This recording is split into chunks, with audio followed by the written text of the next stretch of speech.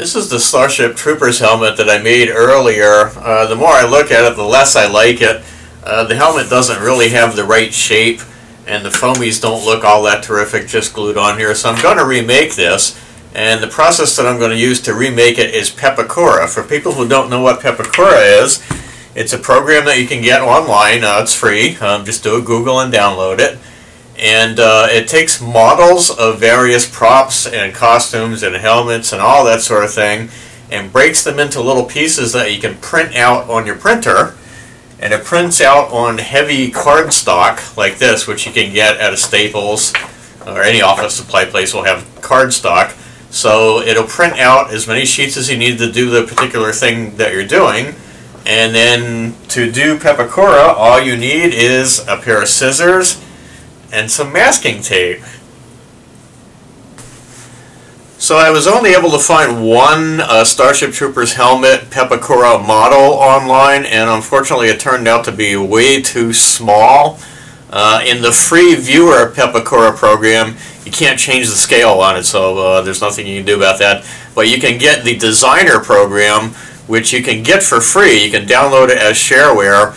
The problem is with the shareware, you can rescale it, but you can't save your rescaled file.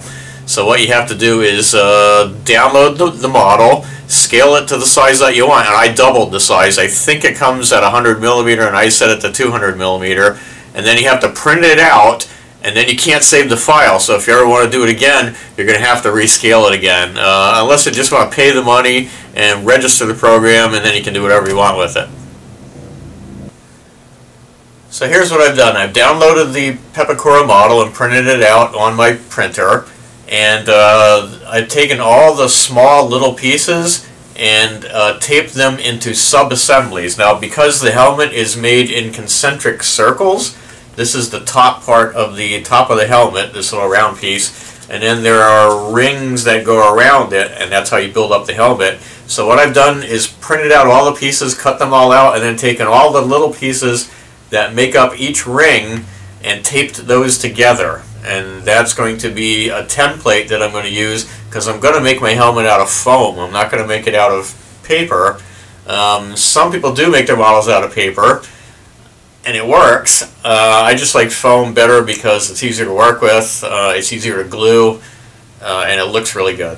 So that's what I'm going to do. So I'm going to use these as a template and cut out all the pieces I'm going to need from craft foam, which you can get at any hobby place. Joann's will have it, probably Walmart has it.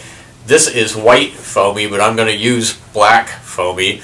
And there's two different kinds. There's the thin sheets that are about 1/8 inch thick, and those come in these big rolls. And then there are thicker sheets that are 1/4 inch that come in 8.5 by 11 rolls, and I'm going to be using both. Okay, so now I've cut out all the pieces, made all the sub-assemblies, and put them together into the shape of the final helmet. And this is what I've ended up with. This is all foamy, made from pieces that I put together from Pepakura. So there's a couple of circles that make up the top dome part of the helmet, and then there's a thick piece that makes this visor in the front. There's two more thick pieces that make these cross pieces in the back. And what I did was taped them all together,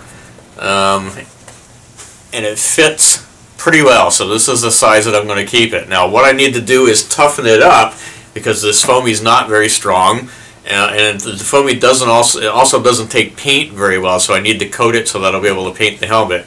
So the next process is to put fiberglass resin on the inside, and that turns into like a plastic and makes the helmet hard and tough, so it doesn't tear. And then on the outside, I'm going to use Elmer's glue and water it down a little bit, put a couple of coats on all the foamy surfaces. That'll seal it, waterproof it, and also make it a little bit stiffer and stronger. So I'm going to go ahead and do that. So what I've done now is primered the entire helmet, inside and outside. Then I've taken joint compound, which you can find in any hardware store, and I used that to fill in all the little gaps and all the little places that need to be leveled out, and then sanded that all off. Then I've taken little pieces of foamy and added the greeblies that need to go on. So you got these little vent things here, these ear flaps here, the microphone thing. This is actually one of the Nerf disc gun things. That was about the right size that I needed, so I glued that on there. So the next step is to primer everything again and then paint it. So here's the finished helmet. I primered it, painted it, attached all the greeblies, and added the chin strap that I cut off of the Toy Army helmet that I had before. So it looks pretty good.